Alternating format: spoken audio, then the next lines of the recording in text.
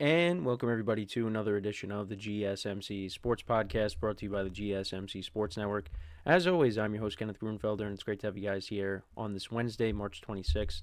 We have a lot to cover on the show today. Before I get into all that, just want to remind you guys, as always, to tip or donate and get your comments recognized. Make sure to hit that super chat button in the chat if you want to see me acknowledge any thought or comment you may have throughout the live broadcast. It makes the show more lively, more entertaining. Between myself, the host, and you guys, the viewers, we appreciate you guys' viewership each and every day. So any contribution you can make to the show means the world to us as we put out content for you guys each and every day. And also, the other way to help out the show is by going to the link at the bottom of the show segment on the ticker, GSMCPodcast.net. That is GSMCPodcast.net. So let's get into what we are going to discuss for today. A lot to cover today. So we're going to start off the show. We will talk about Russell Wilson signing with the New York Giants. They are bringing him in. The Giants add another quarterback. That is the second quarterback that they have added to the roster in their many days. So we'll get into that and the impact of this move. Then we will also get into some basketball. We are going to talk about the Bucks star player Damian Lillard, as he is now ruled out indefinitely with a blood clot. And we will talk about the impact that has on this Bucks team.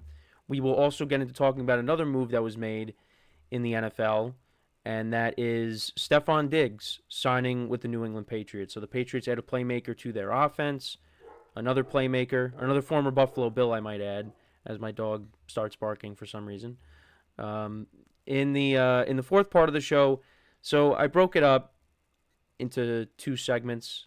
One we'll cover today, the other tomorrow, and that is doing predictions for Major League Baseball. So today we're going to cover the American League. I'll tell you who I think is going to win each division, and then tomorrow we'll do the National League, and we'll take a look at the games for tomorrow. Those will be two different segments. Those will be towards the end of the show tomorrow.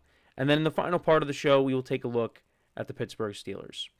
We will do a season overview on their year and what they have done in the offseason.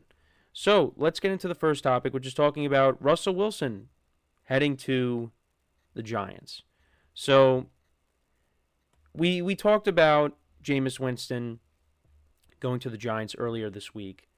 And, you know, from the content creators I was watching and, you know, really thinking about it, it's possible that, yes, based off of the contract that Jameis Winston got, that, you know, maybe the Giants might add another veteran quarterback.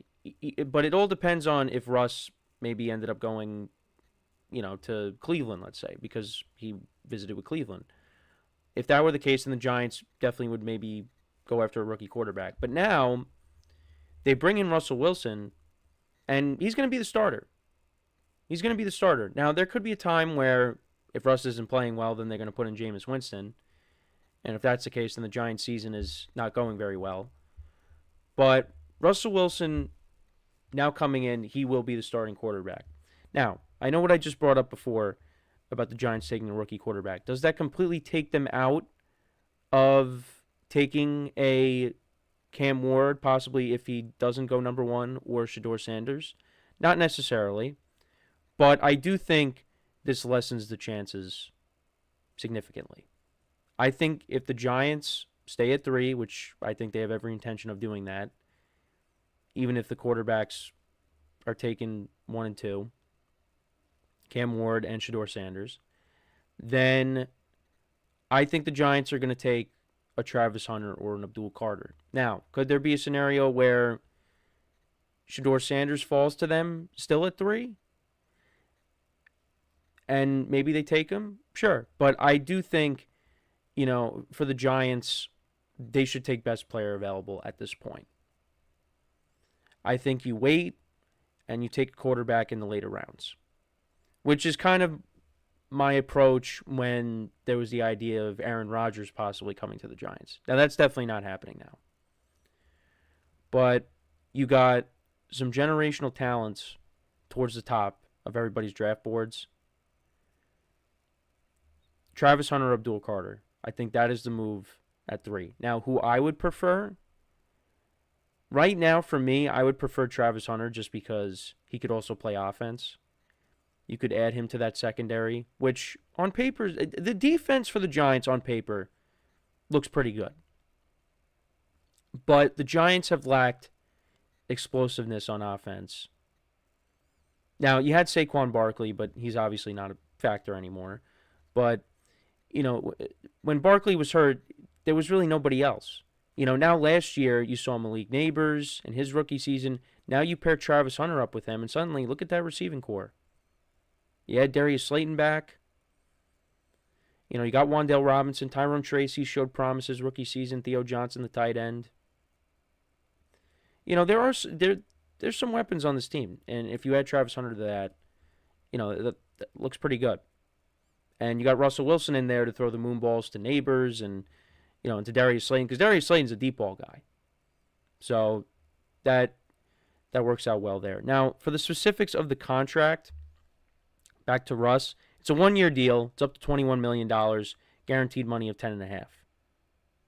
So, look, the Giants have done a great job with these quarterback deals. Jameis is only a 2-year deal. You could basically cut him after 1 year. And Russell Wilson is only on a 1-year deal. So, again, it doesn't pan out, and, if Joe Schoen and Brian Dable end up getting let go after 2025, then the new regime's going to come in, and both of those guys are going to be gone.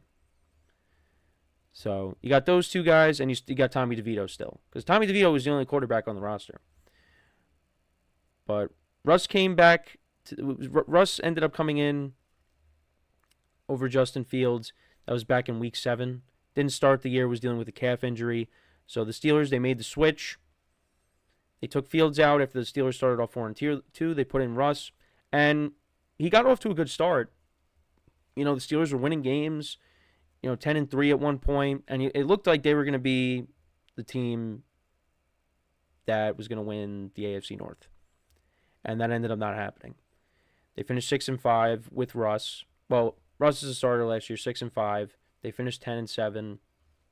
They ended up getting knocked out in the wild card round to the Ravens. And Russ, completion rate 63.7%.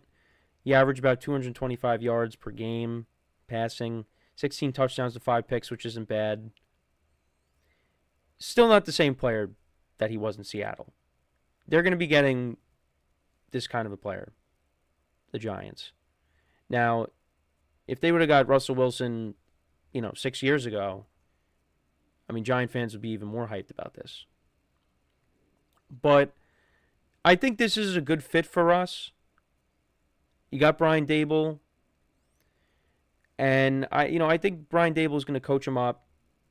I think we're going to get, I think we're going to get a decent year out of Russ. Decent. Now, is that going to lead to a lot of wins for the Giants? Not really. And the Giants were sitting at 3.5 wins going into next year. They signed Russ. That hasn't changed. It's still 3.5. Because their schedule is impossible next year. So I wanted to go through their schedule. So this is what they have for the 2025 season. Let's go through it again. So their home games: the Cowboys, the Eagles, and the Commanders. That's a given. Then you have the Packers, the Vikings, the Chiefs, the Chargers, and the 49ers. Where are the wins coming from? Now, I don't think they're going to... Look, they avoided going winless at home last year. There's at least 1 or 2 wins in there, somehow. Then we look at the away games. Now, there's definitely some wins in the away games. You have the Cowboys, the Eagles, and the Commanders. Then you got the Bears, the Broncos, the Lions, the Raiders, the Saints, and the Patriots. There's definitely wins in there.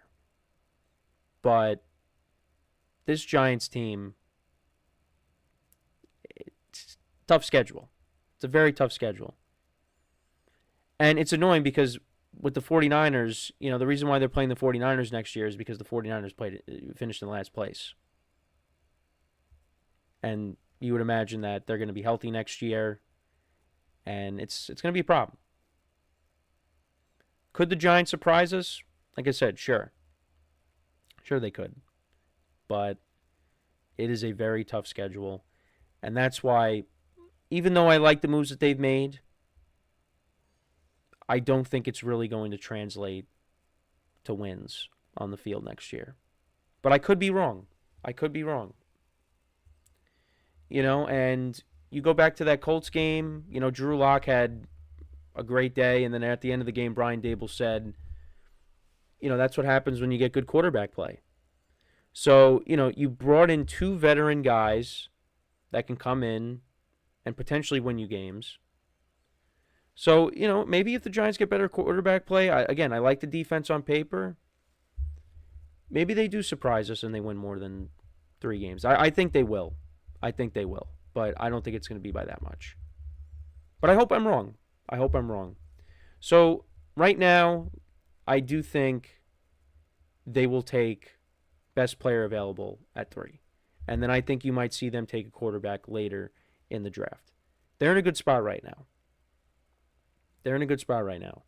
Now, there might be some disagreements because, this team is not a team that's going to be competing for a playoff spot. But you have a regime that needs to win games next year. So they're doing the best they can. But yeah, I think the offseason has been good for the Giants. Now they got to go out and have a good draft. Continue to fill out the roster. And then let's see what happens. But what do you guys think about the Russell Wilson move to the Giants? Let me know in the comments. No problem with it. The Giants needed stability at the quarterback position. And they're going to have that next season. But like I said, is it going to translate to wins? I don't know. We'll have to wait and see. So we are going to take our first break of the show now. When we come back, we'll talk a little bit of basketball. We'll talk about Damian Lillard of the Bucks being ruled out indefinitely with a blood clot. So we'll get into that, and we'll talk about the impact of that will have on the Bucks as we get closer to the playoffs. So with that being said, stick around, and we'll be right back here on the GSMC Sports Podcast. I feel like I'm losing my mind. Is everybody in the world blind? Please, Lord, give me a sign, a sign. I feel like I'm losing my mind. Is everybody in the world blind? Please, Lord, give me a sign, a sign. I wanna be the greatest. Everybody on the fake shit. I look around and feel like everybody is the fakest. I make this every day and I'm impatient, hoping one day I blow up from the basement. Statement, the top is so vacant. I don't hear shit that I think is amazing. Waiting for my day when I'm playing sold out shows for 1,000 faces. Hey, give me that crown, get in my way and to be put down. It ain't your place, all this my town. If I want that shit, then I'll get it right now. I'm losing it, the noose it fits. I'm losing shit, a stupid myth. You choose to live or choose to dip. You choose to fight or lose your grip and lose a gift. I feel like I'm losing my mind. Is everybody in the world blind? Please, Lord, give me a sign, a sign. I feel like I'm losing my mind. Is everybody in the world blind? Please. All right, and we are back here on the GSMC Sports Podcast, and for the second part of the show, we are now going to talk about Damian Lillard of the Bucks being ruled out indefinitely with a blood clot. And basically has the same thing that Victor Wembanyama has, but only, it's in his leg and not in his shoulder. But Dame has been out recently, but it was, being called a calf strain. And then it was reported that it is indeed a blood clot. And, diagnosed with DVT, deep vein thrombosis, which is what Victor Wembanyama has that in his right calf. So he's going to be ruled out indefinitely and immediately is being put on blood-thinning medication. He last played on March 18th. And like I said, it was deemed that it was a calf strain, but it's now more than that. Now, it doesn't seem like he has been ruled out completely for the season because, with Wemby, they said right away, yeah, he's out for the year. They just have Dame ruled out indefinitely. So there is, I guess, a small chance that, if the Bucks make a deep playoff run, that he could come back. So we'll have to wait and see if that does end up happening. Now, the team with Dame this year, they're 32-26, and then they're 8-5 when he doesn't. And there's going to be guys that have to step up in his absence. Obviously, you still have Giannis. So even with Dame being out, you still got one of the best players in the league. But some of the other role players are going to have to step up. Kyle Kuzma, who they traded for. They traded Chris Middleton away. They got Kuzma, Kevin Porter Jr. as well. Brook Lopez, who of course has been there for a while. So yeah, they are gonna have to. They're gonna have to step up while Dame is out. And I mean, my guess is, he probably isn't gonna come back at all, but I could be wrong. But even with Dame, I probably still wouldn't have had the Bucks going all the way. Because, who's at the top of the Eastern Conference right now. But this is what Damian Lillard said in a statement. He said, "It's unfortunate that something outside of my control would come up. Along with the Bucks medical staff, our priorities are to protect my health and safety. As much as I love basketball, I need to be there for my kids and my family. I'm grateful the Bucks acted quickly on this. They've been supportive and proactive throughout this process. I look forward to moving past this and continuing my career." So that's a statement from Damian Lillard. And had a disappointing first year with the Bucks in many people's eyes, but this year, I mean, he was doing pretty good. He was averaging just about 25 points per game, 4.7 rebounds per game, 7.1 assists. But yeah, that is a big loss. And we take a look now at where the Bucks currently are in the Eastern Conference standings. They're currently at the 5. They're 40-31 on the season. They're actually tied with the Pistons right now. So there's a scenario where, the Pistons could pass them and the Bucks are suddenly the 6th seed. And I don't see anybody from, the play-in finishing in the top 6. What you have right now in the play-in, at the Hawks, the Magic, the Bulls, and the Heat, that's what's going to end up happening.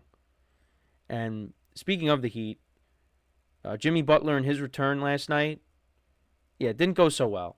The Heat ended up winning 112-86. Now, they didn't have Steph Curry last night, the Warriors, but Butler went 5 of 12, over 2 from 3, only had 11 points. And actually, all 5 starters for the Heat scored in the double digits. So, yeah, the Warriors kind of, after that hot start with Butler, they've kind of lost now a couple of games. Actually, yeah, they've lost 2 in a row. So, but they got to get Curry back. But back to the Bucks, though. I mean, this hurts their chances of, making a deep playoff run, in my opinion. And like I said, not to say that I think they were going to, because I just think when you look at the Eastern Conference, it's top heavy. The 2 best teams are the top 2 seeds, the Cavs and the Celtics. And the Cavs have a 38-8 conference record this year. They've won 58 games. It's going to come down to the Celtics and the Cavs. Could we see, like right now, the Bucks, they're the 5th seed. They're matching up against the Pacers. Last year, they played against the Pacers in the first round, and they lost. Pacers are a good team. That's not going to be an easy first-round series.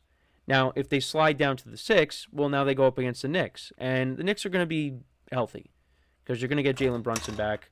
Sorry, I just knocked over stuff I have on my desk here. But, yeah, I'm knocking it over in frustration because of Brunson being hurt. But Brunson actually is supposed to be back soon.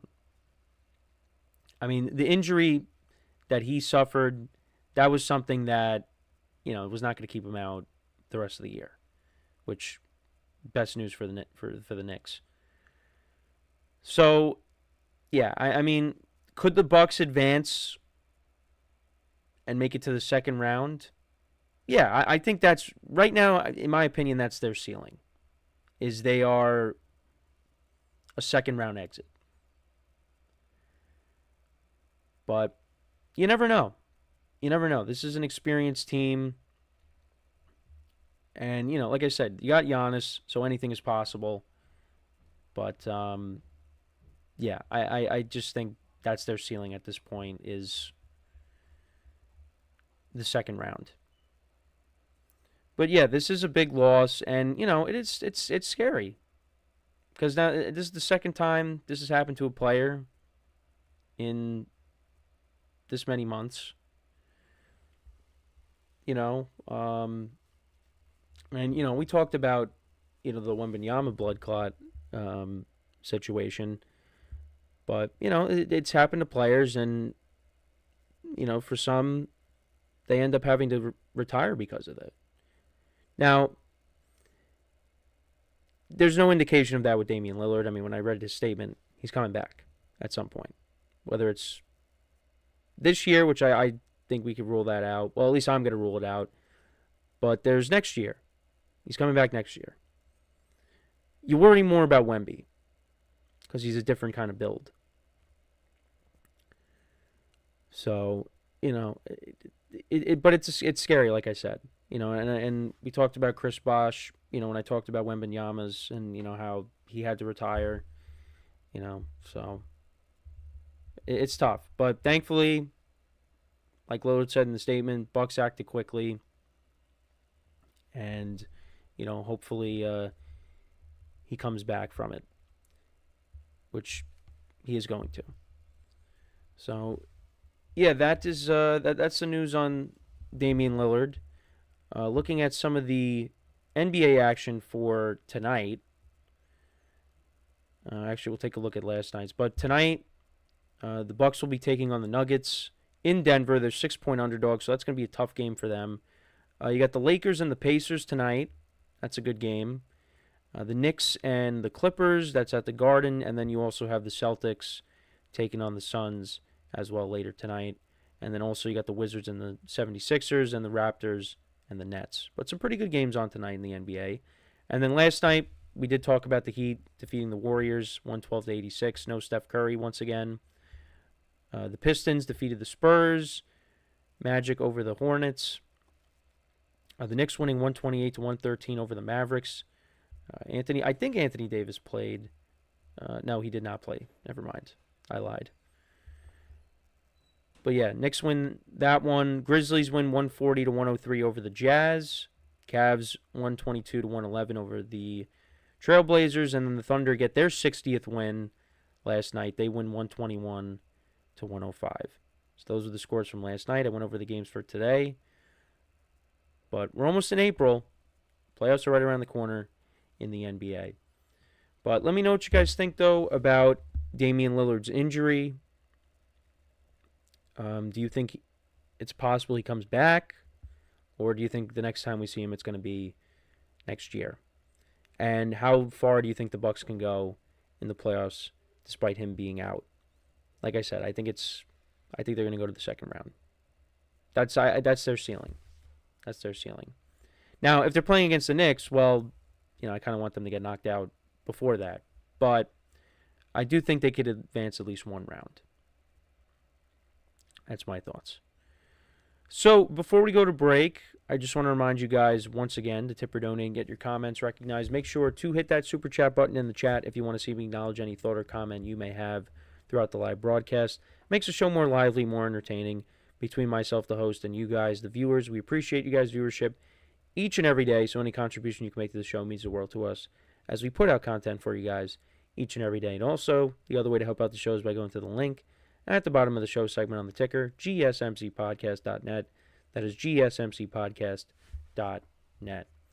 And tomorrow, we'll begin the Sweet 16 in college basketball.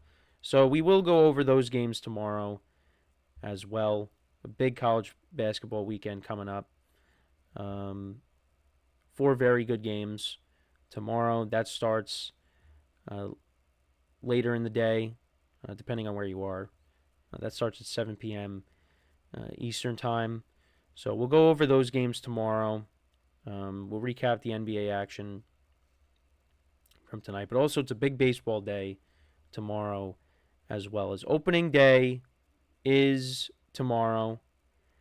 And we will go over that, and we will go over the pitching matchups. Yeah, we'll go over the pitching matchups as well as my National League predictions as well. So when we come back from our next break, we will go back to the NFL. We will talk about now Stefon Diggs signing with the New England Patriots. We will talk about the impact of that move, if that's a good fit. How do I feel about the deal? We will get into all of that when we come back from our next break.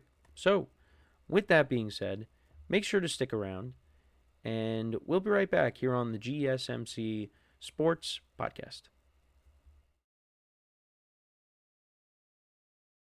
Looking for your daily fix of sports talk without having to pay for it? GSMC Sports Network is available on YouTube. Just search GSMC Sports Network. Get your fix of daily sports talk shows on YouTube, absolutely free. NFL, college football, NBA, MLB, MMA, UFC, fantasy football, and so much more. GSMC Sports Network has shows running all day long, with new sports shows starting every 2 hours. Just like on your favorite cable sports channel, except GSMC Sports Network is absolutely free. Just search GSMC Sports Network on YouTube to catch one of your new favorite shows, like the GSMC College Football Podcast, Chip Shot Football Podcast, Hoops and Heels Women's Sports Podcast, GSMC Basketball Podcast, and so many more. Check it out for yourself. GSMC Sports Network, now available on YouTube absolutely free. Search GSMC Sports Network on YouTube right now.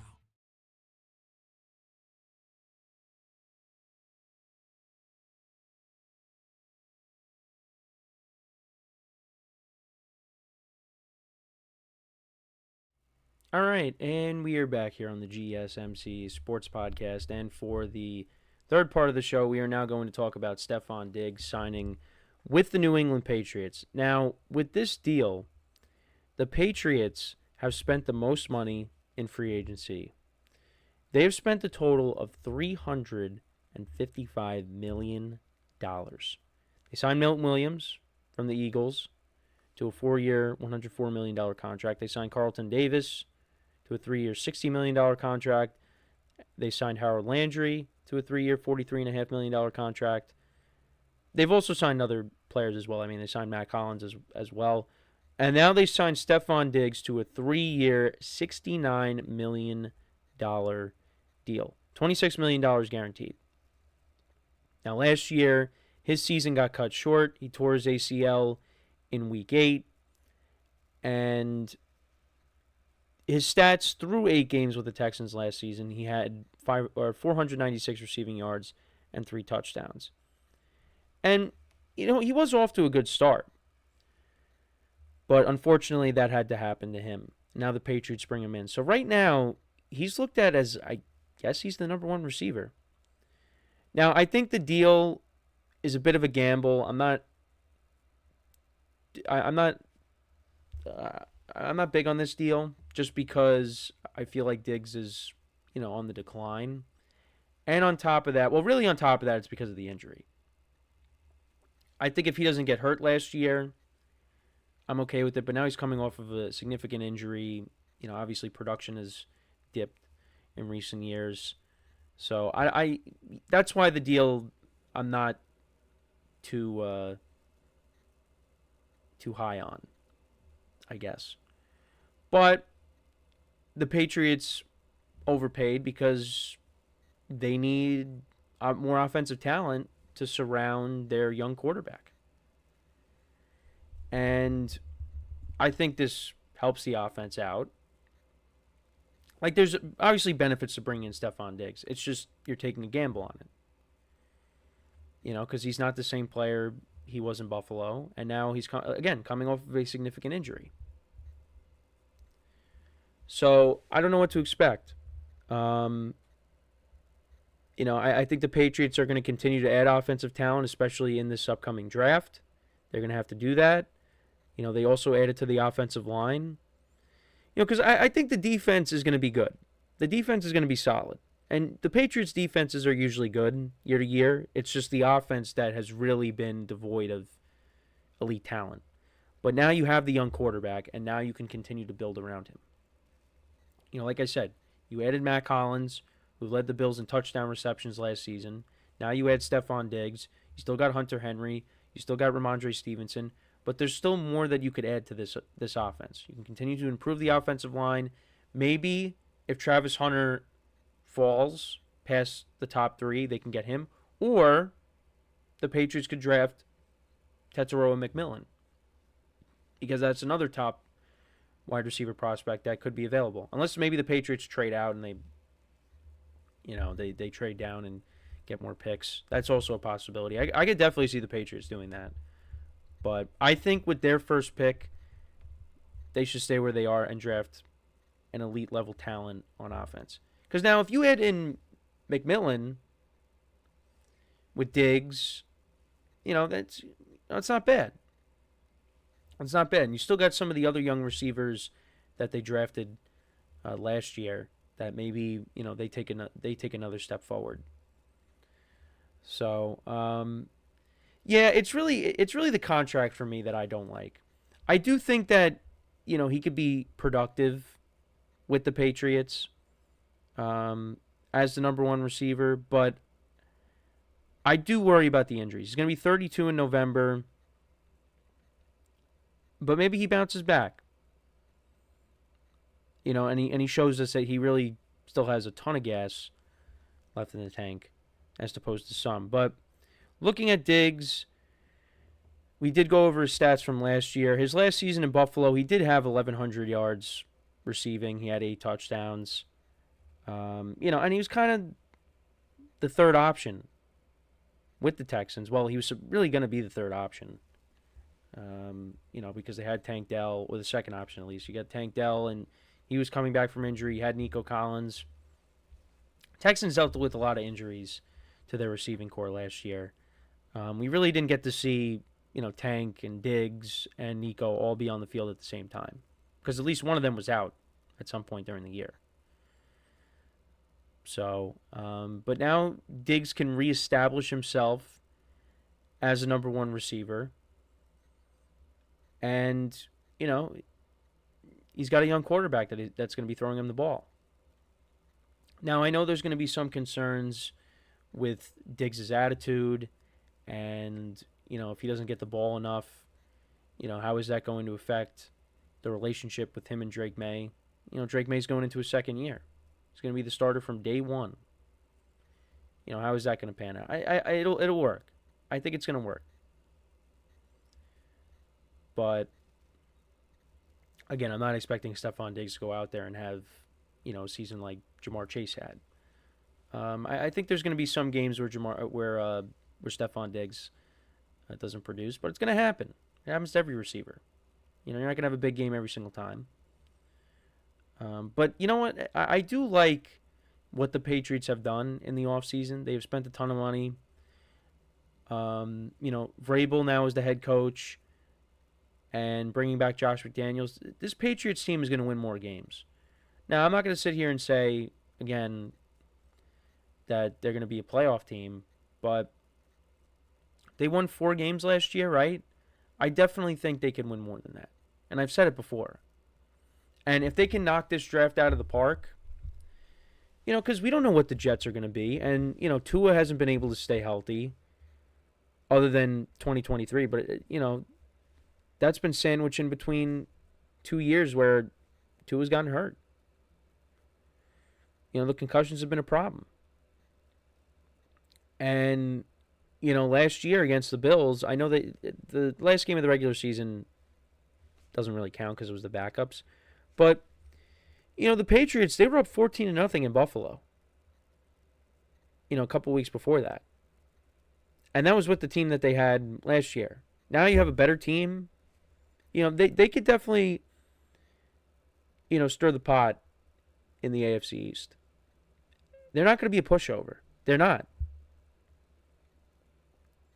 It's not going to be an easy game for you to win against the Patriots, because they are coming in as a better team.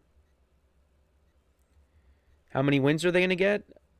I mean, look, we're very early in the process of 2025. We still got the entire NFL draft. But I think you will definitely see them address the offense heavily, as they should. That's a team that definitely needs to go more offense. Now, could they add elite level talent on defense if it's available? Sure. But I do think, like I said, the best course of action for them is maybe they take an offensive lineman, but I think you go after a playmaker. That's just my opinion. But let me know what you guys think about that. But yeah, no, I like the pairing of Diggs with Drake May. It's just I'm not a huge fan of that contract because that contract definitely could age poorly. It definitely could. Now they could eat that money if he's really disappointing and they cut him.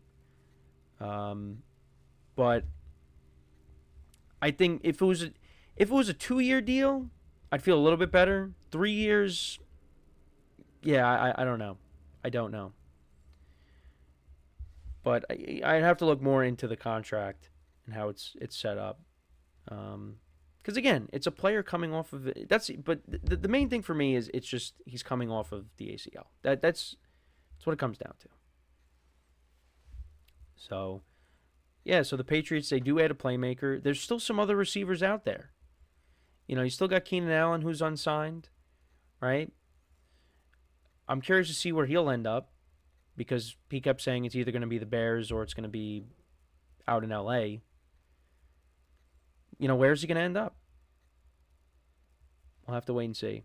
But, yeah, it took a while for Diggs to sign. I mean, we're almost in April already. But that's another big name that is off the board. And actually, so Keenan Allen is still available.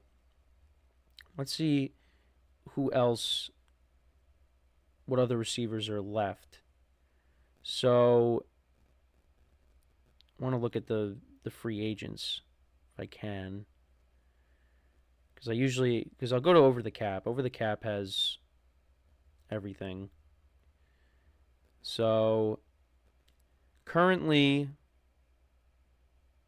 want to look at the free agent wide receivers. So Diggs is with the Patriots. Oh, yeah, that's right. So you have Keenan Allen, who's still a free agent. You still have Amari Cooper, who's a free agent. Tyler Lockett's a free agent. Deontay Johnson is a free agent. Then you got Robert Woods. But, he's not the same player he was back with the Rams. Josh Reynolds, Nelson Aguilar, DJ Chark, Tyler Boyd, Elijah Moore. Maybe the Bengals bring back Tyler Boyd on a cheap deal. Yeah, there's not a lot of big names left. Really just focus on at the top. And that's Diggs, who just got signed. Well, Keenan Allen, Amari Cooper, and I guess Tyler Lockett. Those are the big names that are still out there. I think Tyler Lockett is going to end up with the Raiders. That makes the most sense. But who knows? But yeah, Keenan Allen and Amari Cooper, those are the top two that are still left. And there hasn't really been any movement. I mean, Keenan Allen can still play. They both can. It's just they're not number one wide receiver material. I would like to see Keenan Allen go back to the Chargers. I've been campaigning for it. I hope that's what ends up happening. And then for Amari Cooper, I don't know. Maybe he goes back to Dallas. Because, Dallas still needs our number 2 wide receiver, outside of CeeDee Lamb. Brandon Cooks went back to New Orleans recently, so he's not an option. Now, Michael Gallup, they could reunite with him because, he retired, but now he wants to play again. So how about you bring back Michael Gallup and Amari Cooper, and you bring back Zeke, and you trade for Pollard, and you run it back with the 2021 offense, and you see what happens. Yeah, but no, Amari Cooper definitely, I would say, is an option for the Cowboys, but I don't know. It doesn't seem like they're going to do it because I feel like they would have done it already, but who knows? But let me know what you guys think, though, about Diggs signing with the Patriots. Do you like the fit? Again, I think it's beneficial for Drake May. It gives him another playmaker. It's just I have an issue with the contract. Because, again, older player coming off of a significant injury. But you know what? The Patriots had the money to spend. So, like I said, you're going to overpay. But let me know what you guys think in the comments. So when we come back from our next break, we'll talk some baseball. We will predict the American League, who's going to win each division, who's going to make the wild card. We'll get into all that when we come back from our next break. So with that being said, stick around, and we'll be right back here on the GSMC Sports Podcast.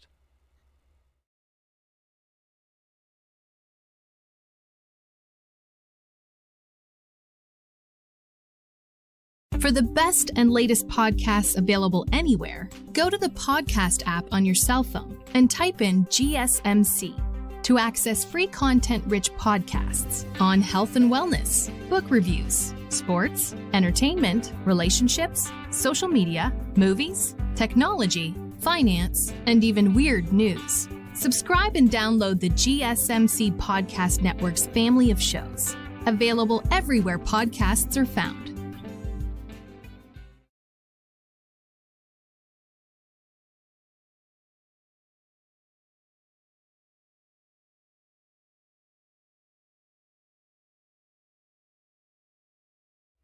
All right, and we are back here on the GSMC Sports Podcast, and for the fourth part of the show, we are now going to get into talking about the American League and who I have winning each division, who do I have coming out of the wild card. So I took a look at the win projections for each team in the American League, and in the AL West, they have the Astros and the Rangers around 86.5. Oh, first of all, the win totals are not that high in the American League. And when we get into the National League tomorrow, you'll see why. The National League is the superior of the two. Right? When you look at the National League, there's a lot of really good teams. We've talked about this many times. When you look at the American League, it's kind of slim pickings. But we're going to start off with the AL West. So you got the Astros and the Rangers both at 86.5 wins, the Mariners at 85.5 wins, and then you got the Angels at 72.5 and the A's at 71.5. Now, the A's are no longer the Oakland A's. They are now just the A's. And they will be playing in a minor league stadium this year because, they're waiting to move into Vegas. I will tell you this right now. The A's and the Angels, you take them out. It's going to come down to these three teams. The Texas Rangers, the Seattle Mariners, and the Houston Astros. It's going to be those three teams. Now, the Mariners have very good pitching, but they can't hit. Their lineup struggles. And if they can fix this lineup, if this lineup can hit a little bit more, and you can get more out of Julio Rodriguez, because I don't think his numbers were great last year, but if this team can hit a little bit more with the pitching, this is going to be a playoff team. And they made the playoffs a couple years ago. Back in 2022. And, they had that 18-inning marathon with the Astros, and Game 1 they lost because of the walk-off by Yordan Alvarez. So, they could get back to the playoffs. But for me, and also let's get into the Astros. So the Astros lost Bregman. They traded Kyle Tucker. They traded Ryan Presley. There's no more Verlander. There's still guys coming back from injury with the pitching staff. Jose Altuve is now playing in the outfield, which I don't understand. And he's misplaced some balls out there. And he's going to misplace some in the regular season. And then for the Texas Rangers, the team that, if you remember, they won the World Series a couple years ago. Last year, they didn't make the playoffs at all. I think they went 78 and 84. I think that is the team that I'm going to pick to win the AL West. I like their lineup. They added Jake Berger and Jock Peterson as well. Some of their young guys were hurt last year. Corey Seager was also hurt last year. Jacob deGrom was hurt last year. If you can get deGrom back for a full season, and we talked about deGrom and him returning, made his return towards the end of the year, but You get DeGrom over the course of a full season, and he could pitch like he did prior to Tommy John. It's an ace-level pitcher. That's a heck of an acquisition. Now, I don't know if that's going to happen. I don't know if DeGrom's going to be able to make 20-plus starts. We'll see. I hope he does, because I really like to watch him pitch. But if the Rangers could stay healthy and you also get bounce-back years from, let's say, Adolis Garcia, he had a down year, and you got a Hall of Fame manager in Bruce Bochy.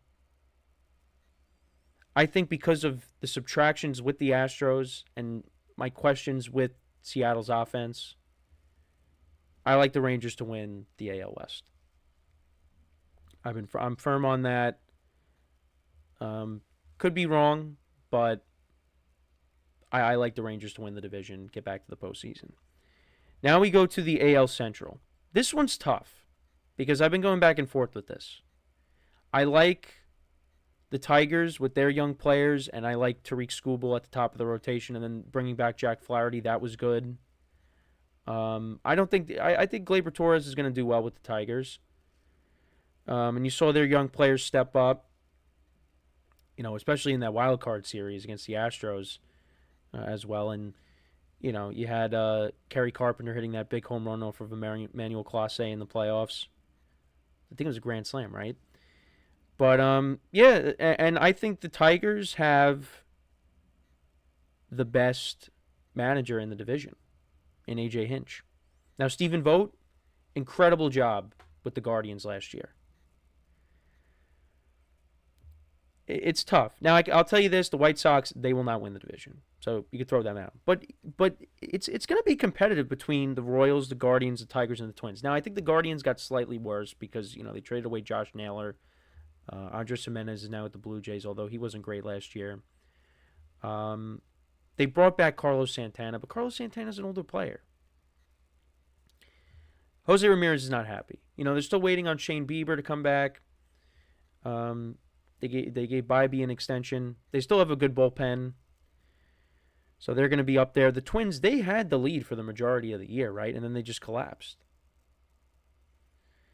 And like I said, I like the Tigers. The Royals, they made the playoffs last year as well, for the first time since the World Series days. And, I like Cole Reagans at the top of their rotation. He got paid this offseason. And Bobby Witt Jr. is an MVP candidate. It's very tough. I've been going back and forth with this. I'm going to take the Guardians again. I think the Guardians are going to find a way to win the division, get back to the postseason. But it's going to be very close.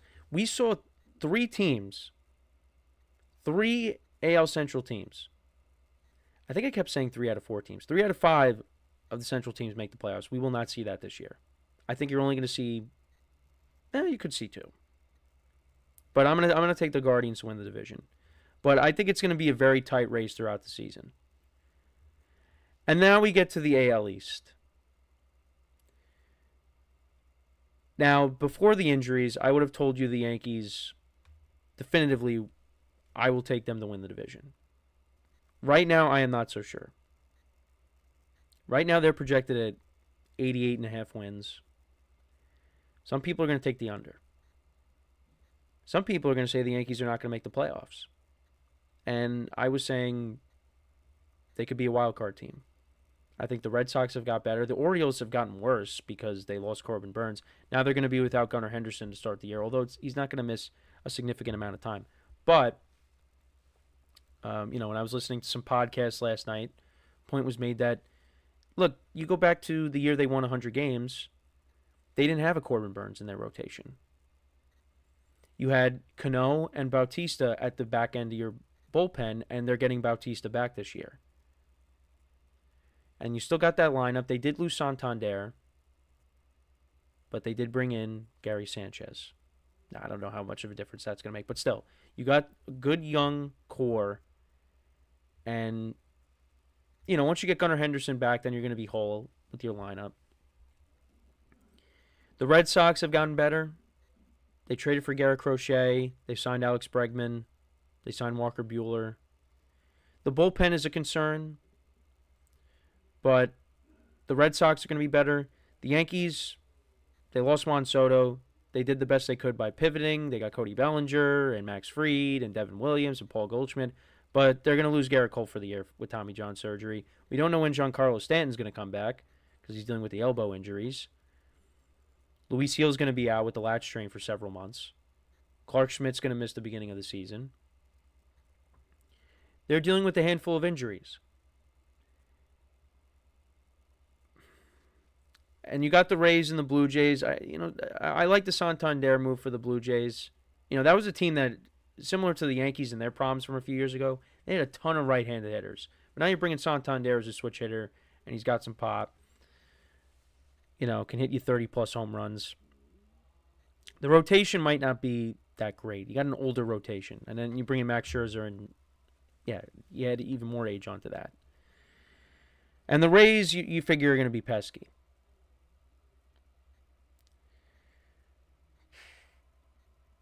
It's really tough.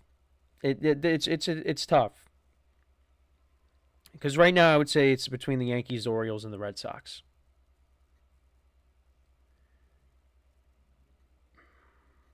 I'm going to say, I don't want to be biased.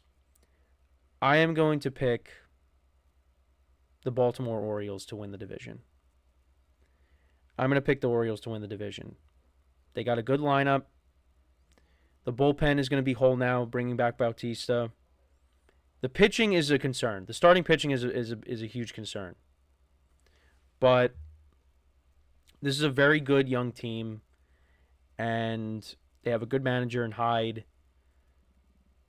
I just feel like the injuries for the Yankees, it's really going to hurt them in this race.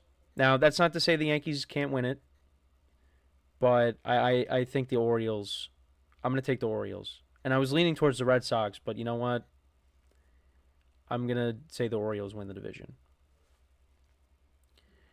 Now, when it comes to the playoffs, or the wild card teams, Yankees are a wild card. Red Sox will be a wild card. So you'll have two AL East rivals making the playoffs as wild card teams. Now, who is that third wild card team going to be? There's several teams you could pick. You could pick one of the Central teams. You could pick the Astros. And you got to remember, the Astros got off to a really bad start last year, but they were able to right the ship and make it. And who's to say, a third or a fourth AL East team makes it? The Rays or the Blue Jays? I don't think that's going to happen. I'm going to give the Astros the respect they deserve and say that they make it. So the wild card teams are the Yankees, the Red Sox, and the Astros. You got the Rangers winning the West, the Guardians winning the Central, and then the Orioles I have winning the East. So, yeah. I know some people watching this were probably thinking, you're going to take the Yankees. I can't do it. I said I think they're going to be a wild card team. I was tempted to say they're still going to find a way to win the East, but I just think that it's going to get worse before it gets better. I do think there's going to be more injuries that happen down the line, and I think it's going to be too much to overcome. And heck, that might lead to them just flat out missing the playoffs. The Yankees have Carlos Carrasco and Will Warren now in their rotation, and Marcus Stroman after they were trying to trade him. So there's going to be a lot of bumps in the road for that team, but I do think they'll be good enough where they can make the postseason. But they need a lot of guys to step up. And they're going to have a very good bullpen themselves, with Devin Williams and Luke Weaver at the back end of their bullpen there. But we'll see how it goes. It all starts tomorrow. But let me know what you guys think. Who do you have winning each division? Who do you have coming out of the wild cards? So to run through it again, I got the Orioles winning the American League East, Guardians winning the Central, Texas Rangers winning the West, and then I have the Yankees, the Red Sox, and the Astros. How about those three wild card teams if that ends up happening? But yeah, let me know what you guys think in the comments. So we are going to take our final break of the show now, and then when we come back, we will do a season overview on the Pittsburgh Steelers.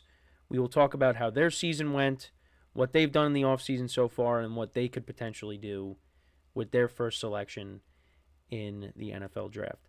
So, for one final time today, make sure to stick around, and we'll be right back here on the GSMC Sports Podcast.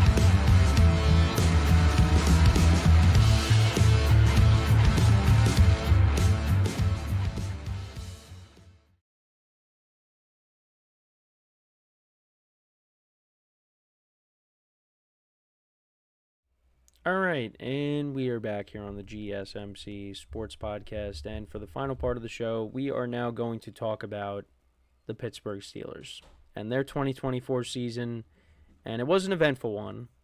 How it went, what they've done in the offseason so far, where they're going to be picking, what they could potentially do with their first-round selection. So, the Steelers.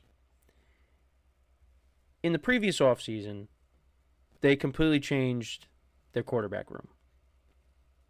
They had Kenny Pickett, Mason Rudolph, and Mitchell Trubisky. All three of those guys no longer with the team. Well, one of them is now back with the team. But last offseason, they all left or were traded. Kenny Pickett got traded to the Eagles, and Mason Rudolph signed with the Titans. And Trubisky once again became the backup to Josh Allen. So what the Steelers did is they traded for Justin Fields, and they also signed Russell Wilson to the veterans minimum.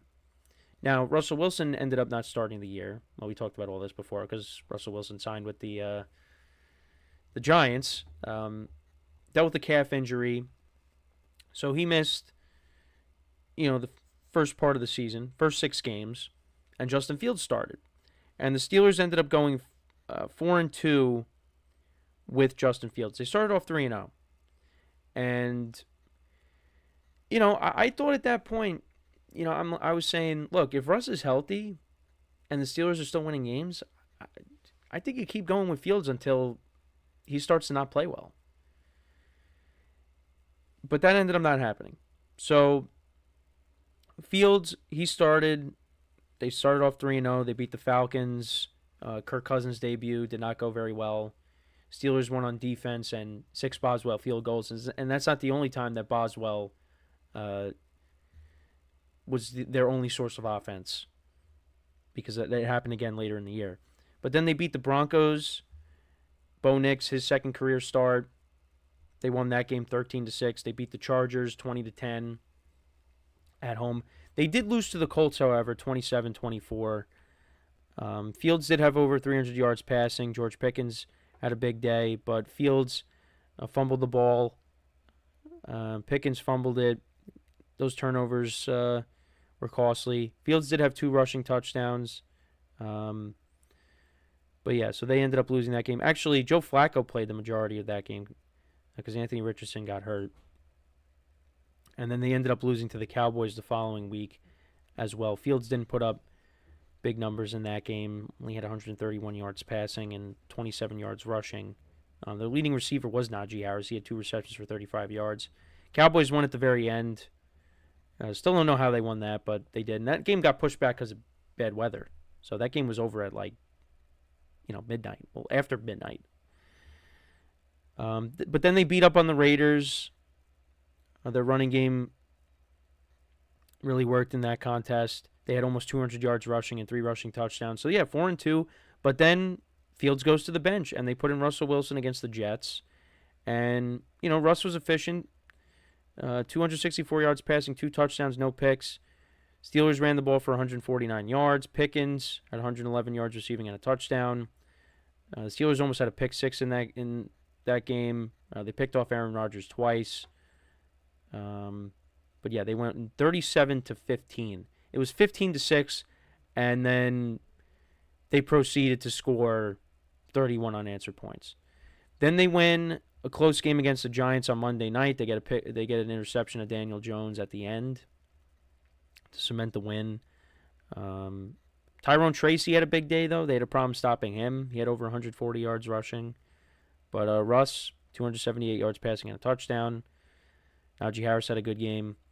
Then they went into the bye, and they came out of the bye. And this is when we got to the very tough part of their schedule. So they were going up against the Commanders. Commanders at that point were 7-2. Steelers were 6-2. And they acquired Mike Williams at the trade deadline. He ended up scoring the game-winning touchdown. And the Steelers won by a point, 28-27. And then you start to say, all right, are the Steelers legit? And we said that even more because they won a very close game with the Ravens. And once again, Chris Boswell came up clutch and kicked 6 field goals, and the Steelers won 18-16. Now, the Ravens hurt themselves. Derrick Henry fumbled very early on in the game, and that proved costly. Isaiah Likely also had a fumble in the game as well. But at that point, the Steelers were 8-2, and you're thinking, wow, they could win the AFC North. But then they lose in that snow game against the Browns, and that proved to be a big difference. A big difference. The Browns, 2 of their 3 victories, we talked about this week, came against division rivals, the Steelers and the Ravens. But the Steelers had an opportunity to win that game. We had a lot of points being scored in the fourth quarter. Game was going back and forth. And, the Steelers lost. And, sorry, had to hold back the sneeze. I try the best I can, but it's just, I can't do it. Can't do it. But yeah, so they ended up losing 24-19. But then they bounced back. They put up 44 points against the Bengals. Russell Wilson had over 400 yards passing, 3 touchdowns. He did have an interception in the game. But the Steelers got back on track. They improved to 9-3, and then they got their revenge on the Browns a week later, and they won 27-14. They did not have George Pickens in that game, but they were still able to come away with the win. Jameis Winston threw a couple of picks. So, yeah, Steelers were not at 10-3 at that point, and you thought, wow, they're in the driver's seat to win this division. It's theirs to lose. And then they proceeded to lose 5 straight games, including the playoffs. They lost 27-13 against the Eagles. Now, there was a momentum shift in that game. Najee Harris fumbled in the game, and that kind of changed the momentum of it. Was it Najee Harris? Well, Russ fumbled in the game. Oh, wait, actually, no. I think that was the Najee Harris fumble, because there was miscommunication on the pitch, and that led to a momentum shift there. But, they ended up losing that game 27-13. Ravens beat up on them 34-17. Derrick Henry ran all over them. He ran the ball for 162 yards. The Ravens ran the ball for 220 yards in total. Lamar Jackson had 3 touchdown passes. So, yeah, both teams were 10-5 at that point. Then they played on Christmas against the Chiefs, and the Chiefs dominated. Mahomes had 300 yards passing, 3 touchdowns, no picks. And the offense just couldn't do anything that day. Russ threw a pick. And then they played against the Bengals, and they lose a close game there, 19-17. And, Steelers ended up being a wild card team, and they lost 28-14. And, they showed some life in the second half, but, yeah, they got shut out 21-0 in the first half, and maybe if they would have played a little bit better, who knows. But Derrick Henry, once again, almost 200 yards rushing in the game. The Ravens as a team ran the ball for 299 yards. And they got knocked out. One and done once again. And now we'll see what happens. They bring in Mason Rudolph. they're in on Aaron Rodgers, and Aaron Rodgers, if he's still going to play, is probably going to be the quarterback next year, the way it's set up. But it was a disappointing finish to their year. And looking at the stats for the Steelers, individual players, you look at the regular season. So Russ finished with 16 touchdown passes to 5 picks. We talked about that. Fields had 5 touchdowns to 1 pick, had 1,100 yards passing. Najee Harris over 1,000 yards and 6 touchdowns. He's not going to be back. They brought in Kenneth Gainwell. Jalen Warren, 511 yards rushing and a touchdown. Fields had 5 rushing touchdowns. And, they did kind of sprinkle him in at times. I felt like in the playoff game they should have went back to Fields, to see if he could provide a spark, but that never happened. And George Pickens did miss some time in 2024. He was their leading receiver, 900 yards, receiving and 3 touchdowns. And then Pat Freiermuth, he led the team in touchdown receptions. He had 7. He had 653 yards. Calvin Austin, I like what I saw from him last year. I've voiced that a lot on the show. He had 548 receiving yards and 4 touchdowns. Mike Williams, though, other than that one play against the Commanders, really was a non-factor. I mean, he had 9 receptions for 132 yards and a touchdown. That's basically something he would do with the Chargers when he was with Justin Herbert. And then for the defense, Patrick Queen on the season, he led the team in tackles, 65 total tackles. He had 1 sack, 2 forced fumbles. Minkah Fitzpatrick on the year, he had 1 interception on the year. Dante Jackson, who is no longer with the team, he had 5 interceptions. He led the team. T.J. Watt, 11.5 sacks. That led the team. Alex Highsmith had 6. Nick Herbig, he had 5.5. 4 forced fumbles. T.J. Watt had 6 forced fumbles. Defense is getting older. Oh, he also had Cam Hayward, who had 8 sacks as well. Can't forget about him. But yeah, Steelers defense is still pretty good. Looking at Boswell's stats, though, I mean, he was money. 41 of 44 for field goals, that's 93%. 35 of 35 on extra points. So he was 9 of 9 on 20 to 29 yarders. 12 of 12 for 30 on 30 to 39 yard field goals. 7 of 8 on 40 to 49 yards. I think the one miss was the game against the Browns in the snow. So actually, I might be wrong, though, on that. And then he was 13 of 15 for 50-plus yard field goals. But, yeah, he was unbelievable this year. He was, one of their MVPs, honestly. And then looking at the exact stats for both their offense and their defense. So, offensively, yeah, they were in the 20s. Total yards per game, they were 23rd. Points per game, they were 20th. Rushing yards, they were 11th. Passing yards, they were 27th. So, yeah, the offense, was average. And then defensively, total yards allowed per game, they were 12th. Although the Ravens, really brought it to them in the 2 games of Baltimore. Points allowed per game, they were 8th. Rushing yards allowed per game, they were 6th. Passing yards allowed per game, they were 25th. So the Steelers, that's an area they could address maybe as the secondary. And in the offseason, they traded for DK Metcalf, which I like that move. They needed another big-name receiver, and they got it. So we'll see how that combination works with him and George Pickens. We could see George Pickens traded. Who knows? They also signed a couple of guys in the secondary. They signed Brandon Echols. They signed Juan Thornhill. They brought back Mason Rudolph. Oh, yeah, they also signed Darius Slay as well. So they have addressed the secondary. Malik Harrison they brought in as well, another former Raven. So that's what they've done in the offseason. The major move was obviously the trade with DK. And then they will be picking 21st. So they could take a Jackson Dart. That's something that could happen. If not, they take a quarterback later in the draft possibly. But I think at some point you will see the Steelers take a quarterback. Second round, they ended up trading for DK Metcalf. They got a 6th round in return. So they have a 3rd round pick. That's 9th pick in the round, 83rd overall. Then they have the 21st pick in the 4th round, which is 123rd. 5th round, they have the 20th pick, which is 156th. Now they have a 6th round pick. 9th pick in the round, that's the 185th pick.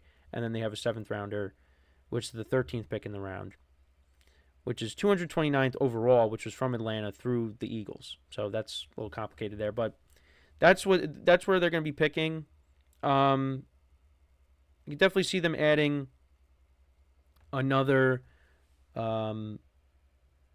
playmaker to the offense at some point in the draft, but I think we will see them take a quarterback at some point.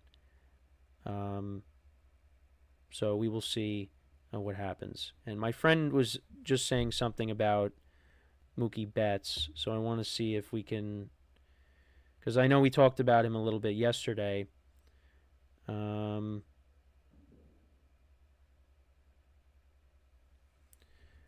So I don't see anything right now. I'm looking on Twitter right now. I don't see anything. But hopefully, well, I'm trying to see if I can pull it up. But I'm not seeing anything.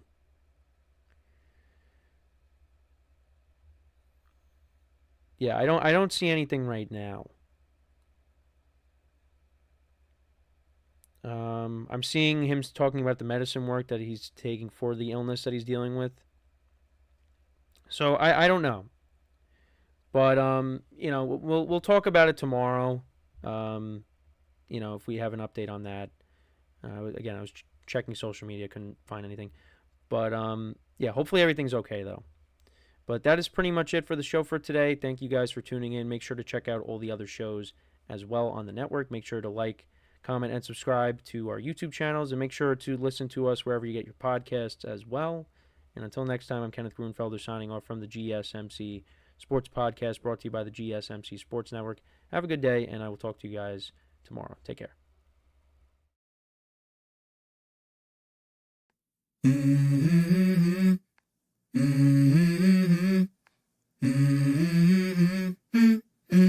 Let's go. I wake up to a little bit of drool on my pillow, feel like it's gonna be a bad day. Yeah, I'm tired of shit, and the coffee ain't hit yet, damn, ain't that great. I don't wanna